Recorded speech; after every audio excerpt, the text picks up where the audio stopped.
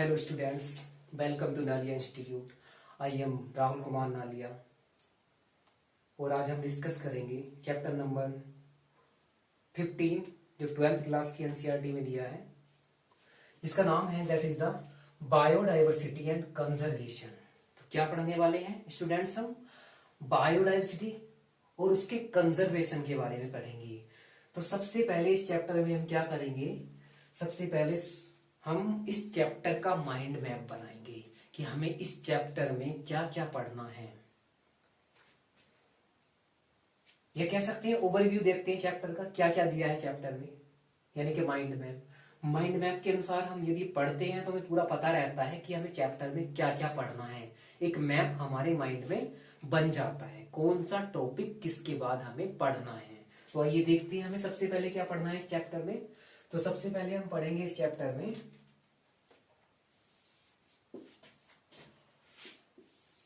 Biodiversity.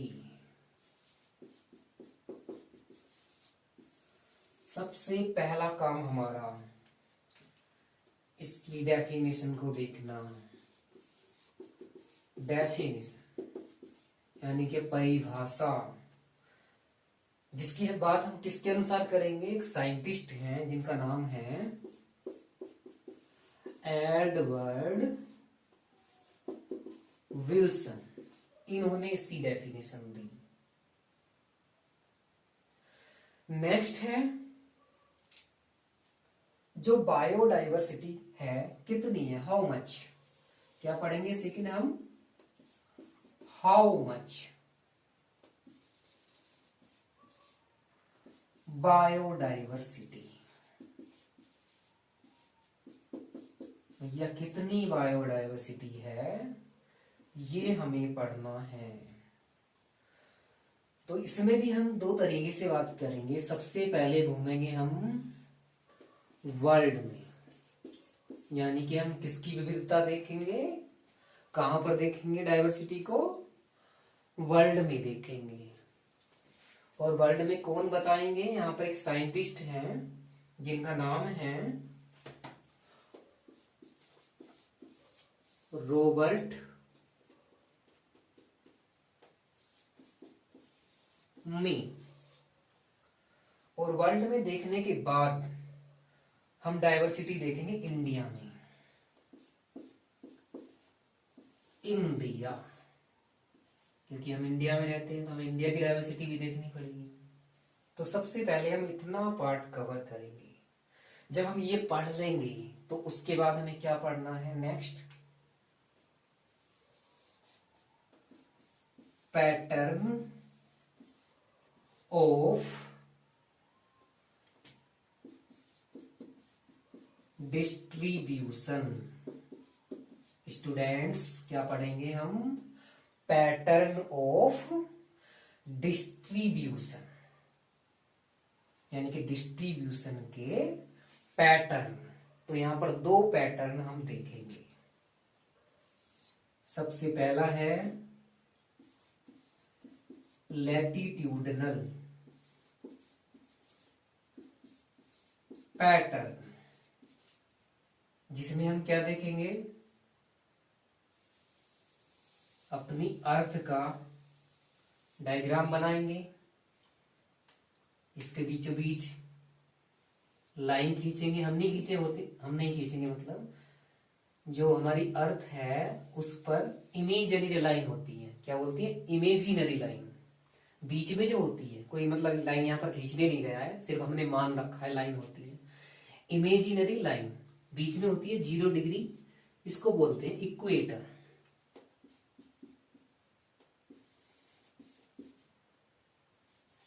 Equator, ये क्या है, इक्वेटर। इसके ऊपर भी एक इमेजिनरी लाइन होती है,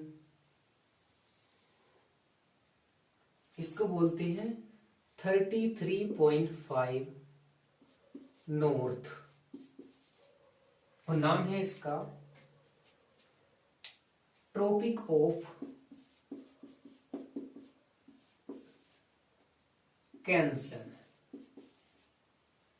इसी तरह से एक नीचे भी लाइन है, ये है 23.5 5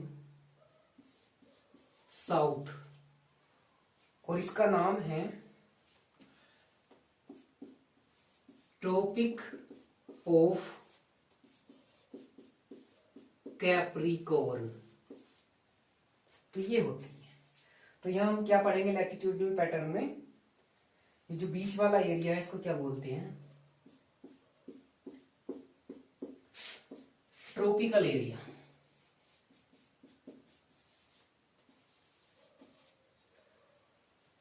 और इससे ऊपर वाला भाग जो है ये इसी तरह से नीचे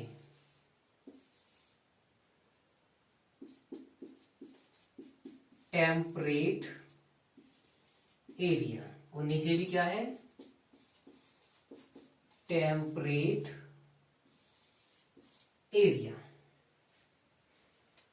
और सबसे नीचे का रीजन ये वाला और ये वाला, इन्हें क्या बोलते हैं, पोलर रीजन या पोलर एरिया। तो पैटर्न ऑफ डिस्ट्रीब्यूशन में हम लैटिट्यूडनल पैटर्न पढ़ेंगे। लैटिट्यूडनल मतलब जो हमारी अर्थ है उस पर लेटे हुए, इस तरह से जो लाइन होती है इस तरह से याद कर सकते हैं, लेटे हुए यानी लैटिट्यूडनल पैटर्न। यहाँ पर हम डाइवर्सिटी देखेंगे तो आइडिया लग रहा होगा, जो ट्रॉपिकल एरिया है यहाँ पर बायोडाइवर्सिटी ज्यादा देखने को मिलेगी क्योंकि सनलाइट जो होती है सबसे ज्यादा यही पहुंचती है, यहाँ इक्वेटर है, तो यहाँ पर डाइवर्सिटी भी सबसे ज्यादा होगी, मतलब प्लांट्स भी ज्यादा होंगे, एनिमल्स भी ज्यादा होंगे, मतलब कि सभी जीव जंतु यहाँ पर ज्यादा होंगे। इसके बाद हम पढ़ेंगे इस चैप्टर में पैटर्न ऑफ डिस्ट्रीब्यूशन में स्पीसीज, एरिया, रिलेशनशिप। इसमें बेसिकली हम क्या देखने वाले हैं, ग्राफ पढ़ेंगे।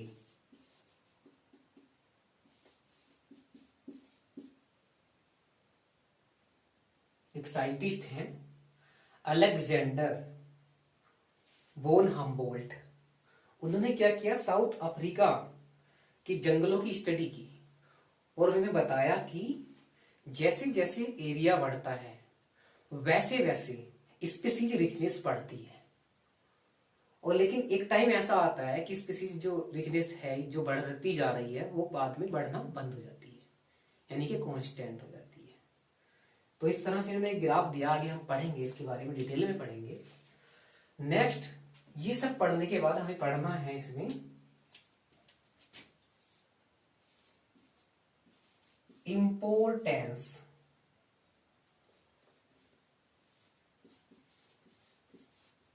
Of biodiversity.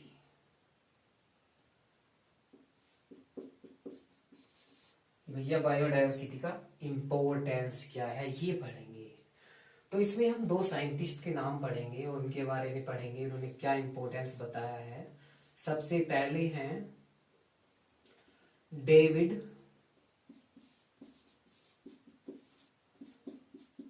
टिलमैन, इन्होंने इन्होंने क्या किया, आउटडोर प्लॉट्स की स्टडी की, मतलब कि इन्होंने अपने घर पे स्टडी नहीं की, आउटडोर प्लॉट्स लिए और इनकी स्टडी की और बायोडाइवर्सिटी के इंपोर्टेंस को बताया। दूसरे साइंटिस्ट हैं जिनका नाम है पॉल इहरलिख। क्या नाम है, पॉल इहरलिख। इन्होंने दिया रेविट पॉपर हाइपोथेसिस। इन्होंने बताया कि जो पूरा इकोसिस्टम है उसको हम मान लेते हैं एक एयरप्लेन, और जो एयरप्लेन होता है यानी कि हवाई जहाज होता है वो छोटे छोटे रिबिट्स से मिलकर बना होता है। Rivets something like this nails, जो बोलते हैं नट बोल्ट। तो इन्होंने बताया जो रिबिट है उनकी तुलना इन्होंने किससे की, एक स्पेसीज से। और इन्होंने बताया कि जैसे प्लेन होता है उसका एक एक रिबिट कोई निकाल के ले जाना शुरू कर दे तो शुरू में क्या होगा, जो एयरप्लेन है जल्दी से अनस्टेबल नहीं होगा, लेकिन लगातार हम बोल्ट निकालते ही रहेंगे, निकालते ही रहेंगे, निकालते ही रहेंगे, तो क्या होगा, जो प्लेन है अनडिस्टर्ब हो जाएगा, अनस्टेबल हो जाएगा। लेकिन कुछ व्यक्ति ऐसे होते कहने लगे मैं तो विंग के रिवेट्स निकाल लूं, या कि इंजन के ही निकाल दूं, या फिर तो क्या होगा, उससे जो एयरप्लेन है वो तो गिर जाएगा।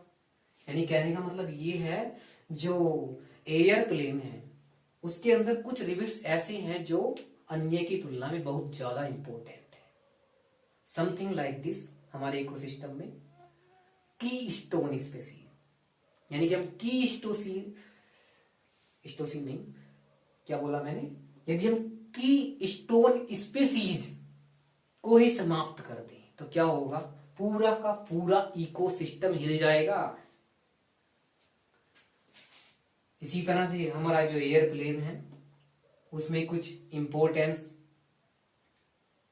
जिनका ज्यादा इंपॉर्टेंस है, यानी कि जो एयरप्लेन के लिए ज्यादा इंपॉर्टेंट रिवेट्स हैं उनको हटा दें तो क्या होगा, एयरप्लेन गिर जाएगा। जैसे कि विंग्स के रिवेट्स, उनको हटा दिया जाए तो क्या होगा, हवाई जहाज हमारा बहुत जल्दी गिर जाएगा। तो इस तरह से इन्होंने इकोसिस्टम में जो स्पीसीज होती हैं उनके सबके बारे में, उनका क्या क्या इंपॉर्टेंस है, एक सिंगल स्पीसीज का भी इंपॉर्टेंस होता है, इन्होंने बताया। ये सब पढ़ने के बाद ये हमारा पहला एरिया नहीं है, पहला पार्ट हमारा क्लियर हो गया। उसके बाद सेकंड नंबर जो पढ़ेंगे हम यहां पर क्या पढ़ेंगे, लॉस ऑफ बायोडाइवर्सिटी। बायोडाइवर्सिटी का लॉस पढ़ेंगे हम इसमें। सबसे पहला काम हमारा क्या पढ़ेंगे हम यहां पर, हाउ मच लॉस, क्या बोला मैंने, हाउ मच, या मैं हाउ लिख देता हूं बस, हाउ मच ही लिख दिया, चलो हाउ मच, कितना लॉस हुआ भैया। सबसे पहले कितना लॉस, हमें ये पढ़ना है, एनसीईआरटी में डेटा दिया कितना लॉस हो गया तो हम उसे पढ़ेंगे। इसके बाद पढ़ेंगे हम कैसे हुआ, वाई, कैसे नहीं क्यों हुआ, क्या कह सकते हैं, कॉजेस, क्या कॉजेस हैं लॉस होने के। हमारे मन में क्वेश्चन आते रहते हैं, हाउ हाउ हाउ, क्या पढ़ते हैं हम, हाउ, उसके बाद वाई, तो ये क्लियर करने होते हैं, तो हम कॉजेस में पढ़ेंगे।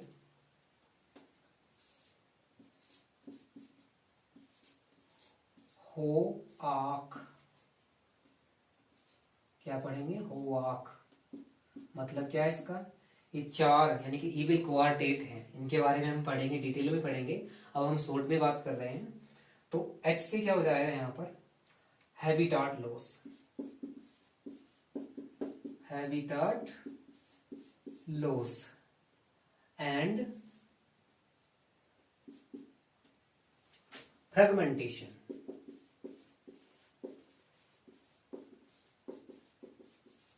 सेकंड है ओ से हो जाएगा, पहले से समझ लो, हैबिटाट लॉस, यानी कि बायोडाइवर्सिटी का जब लॉस होगा तो सब जो जंतु हैं उनके रहने के लिए स्थान खत्म हो जाएंगे, उनका जो जंगल है फ्रेगमेंट में बढ़ जाएगा, खंडों में बढ़ जाएगा। सेकंड है ओवर एक्सप्लॉइटेशन, ओवर एक्सप्लॉइटेशन, जब हम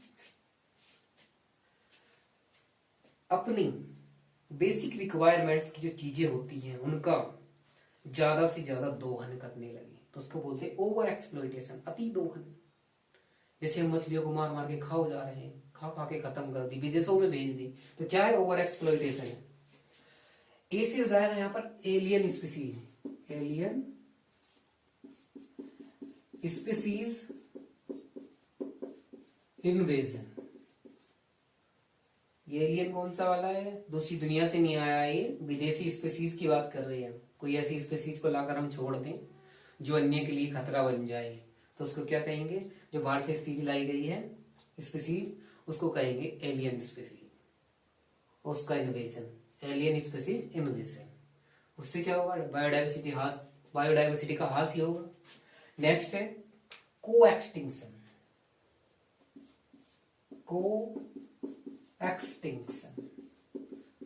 जो हमने पिछला चैप्टर पढ़ा था उसमें हमने एक एग्जांपल पढ़ा था म्यूचुअलिज्म में को एक्सटिंक्शन का। फिग ट्री एंड वेस्प, यानी कि अंजीर का पौधा, और उसका संबंध हमने किसके साथ पढ़ा था, ततैया के साथ, वेस्प के साथ। ततैया नहीं बोलेंगे, वेस्प भी बोलेंगे। इन दोनों का संबंध ऐसा था, यदि एक को खत्म कर दिया जाए तो दूसरा समाप्त हो जाएगा, दूसरा भी खत्म हो जाएगा, यानी कि दोनों को एक्सटिंक्शन शो कर रहे हैं। यानी कि स्पीसीज ए प्लस स्पीसीज बी, इनमें से यदि एक को हम खत्म करते हैं तो दूसरी भी खत्म हो जाएगी। तो यही को एक्सटिंक्शन है। Something like this Laila Majnu. Laila को खत्म कर दो तो मजनू खत्म, मजनू को खत्म कर दो तो लैला खत्म। इस तरह से होता को एक्सटिंक्शन। तो ये पढ़ने के बाद पहला हमने ये पढ़ लिया बायोडाइवर्सिटी, डेफिनेशन देख ली, हाउ मच बायोडाइवर्सिटी भी देख ली हमने, pattern of distribution, importance of biodiversity, और उसके बाद लॉस ऑफ बायोडाइवर्सिटी। ये सब पढ़ने के बाद हमें लास्ट में पढ़ना है जो हमारा मूल कर्तव्य है, हमारा फर्ज भी बनता है, कंजर्वेशन ऑफ बायोडाइवर्सिटी। बायोडाइवर्सिटी का कंजर्वेशन, जैव विविधता का संरक्षण। सबसे पहला क्वेश्चन इसमें, क्यों करें, यानी कि वाई। उसके बाद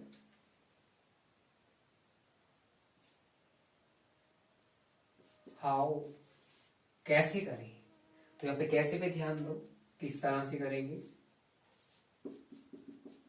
एक्स2 और दूसरा है in-situ, मतलब एक्स2 कंजर्वेशन, ये एक जगह हो गया, ध्यान रखेंगे, ये अलग है। और दूसरा है in-situ कंजर्वेशन, ये पढ़ेंगे। एक्स2 मतलब बाहरी स्पीसीज को, जो बाहर की स्पीसीज है उसको यहाँ लाकर कंजर्व कर दे, या यहाँ की स्पीसीज को कहीं बाहर ले जाके कंजर्व कर दे, तो उसको कहेंगे एक्स2 कंजर्वेशन। दूसरा इन-सिटू कंजर्वेशन, जो जहां है वहीं पर कंजर्व कर दो, तो उसको क्या कहेंगे, इन-सिटू कंजर्वेशन कहेंगे। हम डिटेल में बात करेंगे। तो हमने क्या क्या देख लिया, हमने बनाया ये माइंड मैप कि हमें बायोडाइवर्सिटी एंड कंजर्वेशन में, बायोडाइवर्सिटी और उसके कंजर्वेशन में क्या क्या पढ़ना है। तो हमें ये सब इस चैप्टर में पढ़ना है। इसका स्क्रीनशॉट ले लो, उसके बाद इसके आगे पढ़ते हैं।